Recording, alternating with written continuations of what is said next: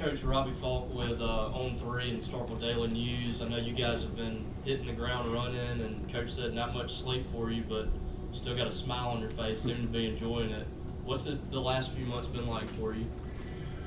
Just like you shared, get up in the morning, get ready to work, try to make the most of each day, and start with recruiting. Obviously, when the players got here on campus, then it was some player development stuff, but just trying to build a roster in the summer.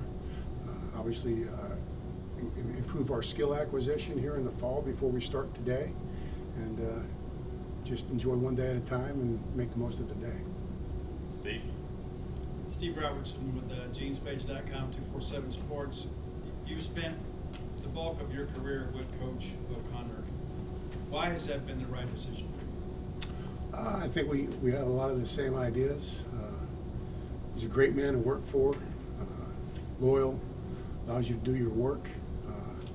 He's invested in us as people as well as our families, and it's just been a magic ride for me it's going on 22 years, I believe. Sam Spar with the Clarion Ledger. Obviously, your title here is associate head coach, but what are some of the duties or things that you'll be in charge of as assistant coach here on the staff? I will be in charge of our offense, hitters, work with the infielders, overall player development, ideas for outfielders. Coach Kirby does the catchers and the outfielders, but we're all intertwined in what we do. But my responsibility will be to run the offense and coach the hitters and infielders on a daily basis. Colin. Coach, Colin Dams from the Commercial Dispatch. Last time, I think in May, Coach O'Connor told us that he had a meeting with every player who was returning and had eligibility left, just to get to know them, the week that he arrived. When did that process begin for you and Matt, trying to get to know the team? I was in those meetings when they got back from the regional from Tallahassee, and it was very, very enlightening to be in those meetings and how the players felt about their time here and the university and the fan base. And it was an exciting 48 hours of no sleep and a lot of meetings, but it enlightened us to understand what passion people have for the program and what we're getting into, so to speak. Steve. Coach, you inherited several hitters from last year's team. It's a pretty solid nucleus there. What's been your impression of the talent you inherited? Yeah, I think baseball players is the first thing that comes to my mind. Guys that are able to do multiple things offensively, whether it be steal the base, move a runner, hit a ball out of the ballpark. So very diverse group. Excited to obviously try to enhance their toolkit, so to speak. And some had some hammers, some had some drivers. We're going to hopefully get a couple screwdrivers in there and a couple more hammers. But I think we're trying to build their toolbox for them and maintain what they have. Doug. Coach Doug Kyle from College Baseball Central. If you'll permit me, I'm going to recycle a question that I asked Coach Oak back in June, but I'm asking your viewpoint. When you got here, what did you find that you had expected, and what did you find that maybe was a pleasant surprise for you? Well, the pleasant surprise was, when Coach shared with us that this is potentially going to happen. The first thing you do, you go online, you look at everything and say, okay, how can we sell this to prospective student athletes, right? And I was blown away on the video stuff of just looking at the facility, learning about the fan base and the passion. We'd played Mississippi State, I think 2 or 3 different times in our last place we were at, and it was always either at home or in Omaha. It was never here, so you didn't really have a feel for this. And then the night we flew in here, when Coach decided to come to Mississippi State, I was blown away of it live compared to what I saw in the video, and said, wow, this is a special place. I felt like I was the Disney World of college baseball. I was really blown away and excited about going out and recruiting guys that can come to a place like this and make a difference. Robbie. Since y'all got on that plane, you were straight to work on building this roster, and you guys, like Steve said, are returning a lot of really good players, but you brought in some good players. You got some high school recruits that came in here. It's a really interesting roster. What's kind of take me through how y'all structured this thing out and your thoughts on the roster as a whole?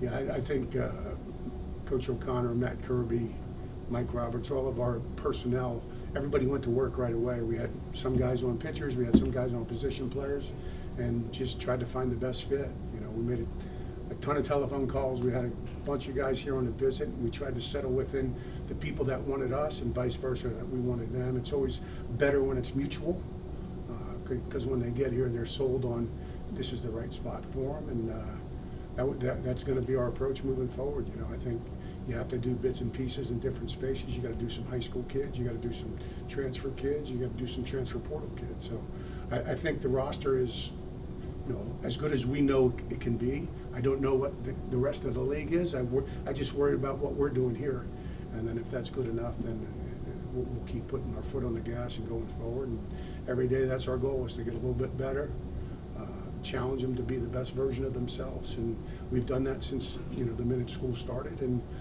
it's been very well received, and you can see guys making progress. David Murray, 24/7.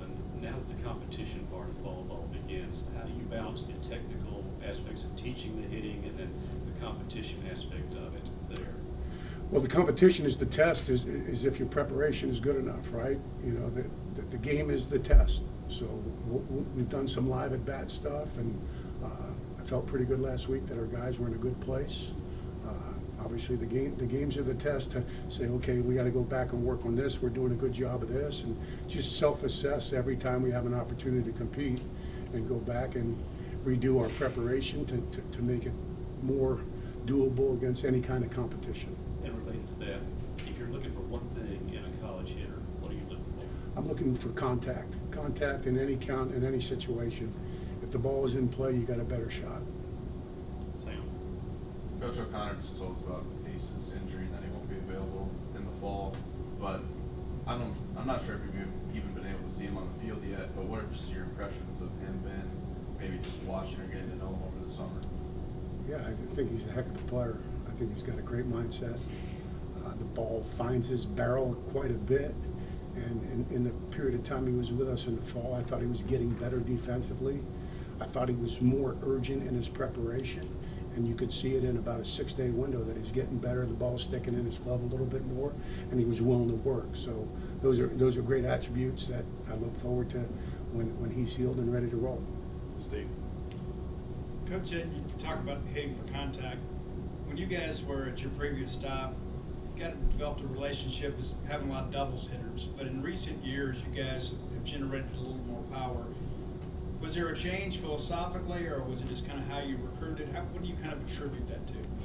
It's a great question. People have asked me that question. I didn't change anything. I think our guys got a little bit more physical, bigger.